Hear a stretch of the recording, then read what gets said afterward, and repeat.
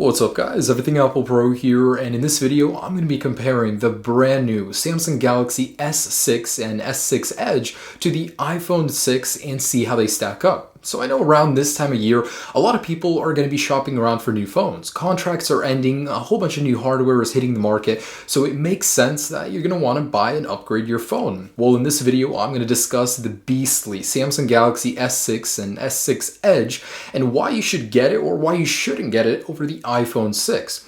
Now, I know it's very hard to keep bias to a minimum in these kind of videos, but that's exactly what I'm going to try to do. I'm just going to state the facts, basically the specifications, let you guys choose which phone is better for you based on which features they have. I'm going to talk about a little more than just the mechanical specs. There's so much to consider when buying these phones, and hopefully after finishing this video, you guys can get a better idea about which phone is the one for you. Now, I gotta say, after learning as much as I could about the phone, just taking in all the details, it's probably the closest we will ever get to use a phone that God himself used. This thing is just beastly, just completely destroying the iPhone on paper.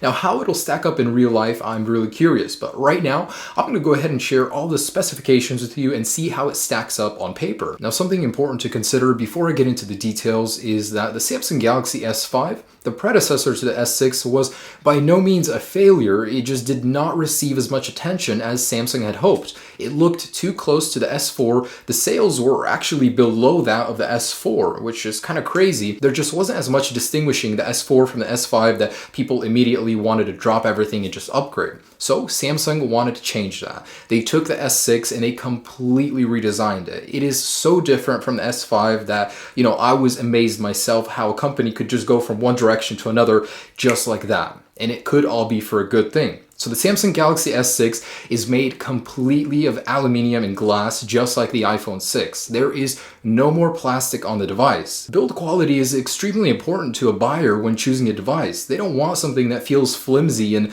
aluminium and glass, it's just a feeling of reassurance. Your device is sturdy, and the new Samsung Galaxy S6 definitely takes some styling cues from the iPhone 6. However, it is arguable. So Samsung Galaxy S6 and iPhone 6 both entirely made of the same two materials, both extremely high quality products. Now, there are two models of the Samsung Galaxy S6. One of them is just a standard S6, the other the S6 Edge. Samsung said basically the curved edges aren't really adding extra screen space so much as allowing you to swipe in between pages easier, so it's really not as functional as the Galaxy Note Edge. However, it's a nice touch. So when I'm comparing the iPhone 6 to the 6S, it's pretty much the same device between the 6S and Edge, and I will be adding the extra specs in between. Now, the Galaxy S6 certainly went on a diet. It's a lot slimmer than the predecessor, the S5, so it's now 6.8 millimeters. That's just 1 millimeter below the iPhone 6. I mean, I can just imagine the engineers being told, we have to make this device just a little bit thinner than the iPhone 6 to rub it in their face, and that's exactly what they did. It's 0.1 millimeter thinner. Not only did the Samsung actually lose a little bit of size,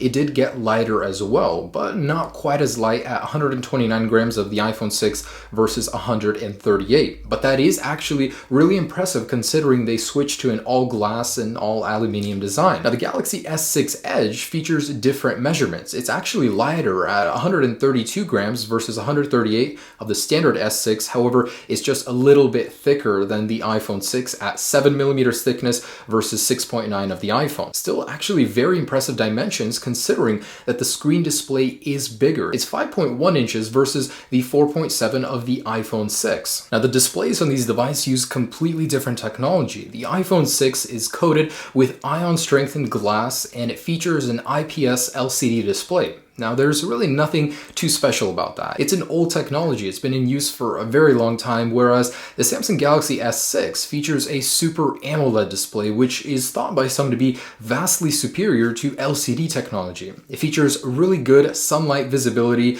very good power efficiency, and actually very deep dark black colors. So the technology between these devices in the displays are definitely different. Now, something important to consider is that the pixel structure on the Galaxy S6 is a diamond variant versus the standard on the iPhone 6. Now, the resolution of the iPhone is 750 by 1334 pixels with a density of 326 pixels per inch. Now, by Apple, that's called the Retina standard. So basically, you cannot see individual pixels holding it, how you usually would hold your phone, whereas Samsung just takes it overboard. Holy crap, this thing has so many pixels. It's a full QHD display, which is 1440 by 2560 pixels and a 576 pixels per inch density. That is just insanity. The fact that so many pixels can exist on such a small display is mind-blowing to me.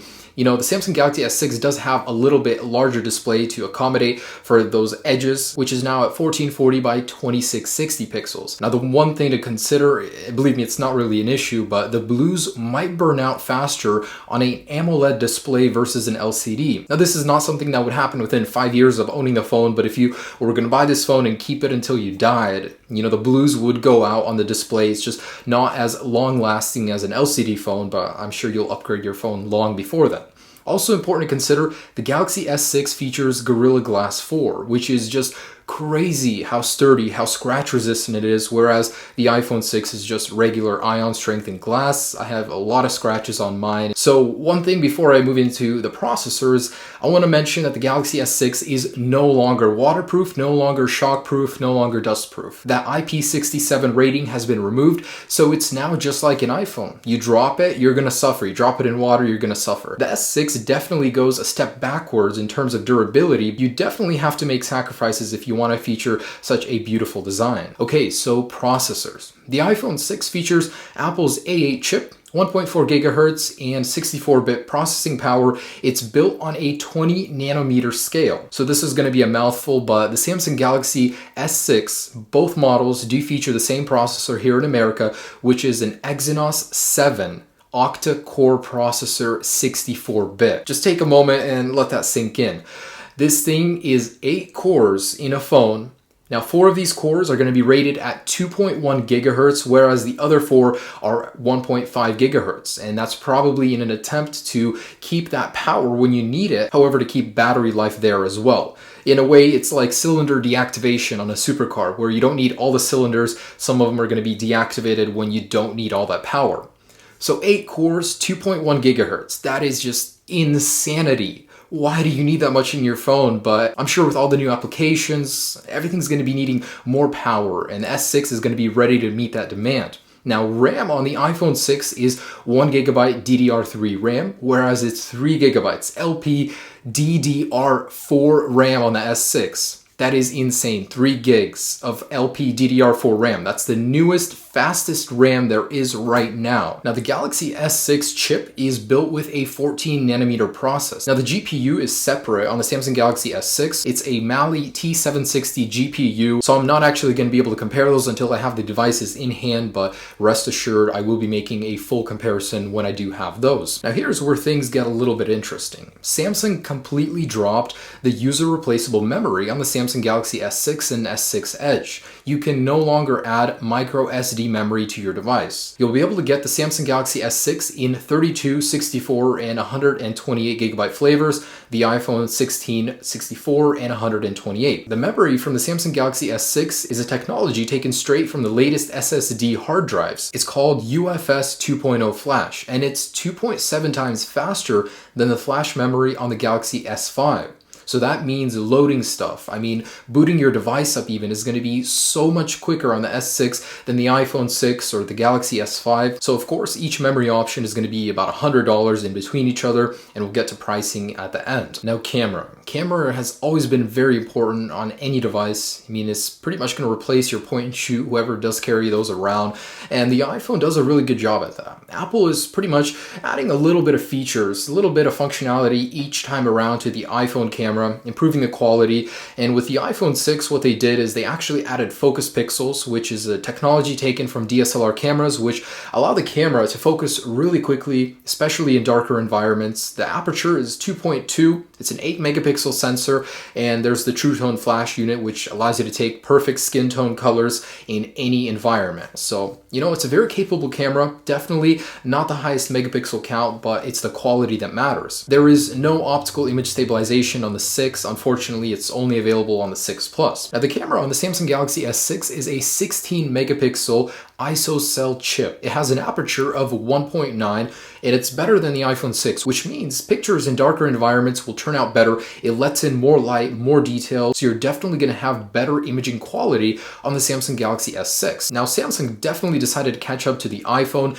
They threw in optical image stabilization, which the iPhone 6 standard version does not have. They also threw in focus pixels. So the same technology as the iPhone 6 when it comes to focus has been added to the S6. And Samsung was definitely very proud of how fast they could load the camera and take a picture on the S6 in their demo, which is pretty impressive. There's just a single LED flash unit on the back and True Tone flash on the 6. Now, camera capabilities. The Galaxy S6 can record at 4K at 30 frames per second, which makes sense. It does have a QHD display. The iPhone 6 1080p at 60 frames per second. And I want to mention that Samsung has definitely addressed a lot of the issues they had with color correction. They did a lot of software tweaking and they're very proud of how true to life their camera is now. Now, the one thing the iPhone 6 has on the Samsung Galaxy S6 is the ability to record 720p in 240 frames per second, which can make for some really stunning video. The S6 can only manage that in 120 frames per second.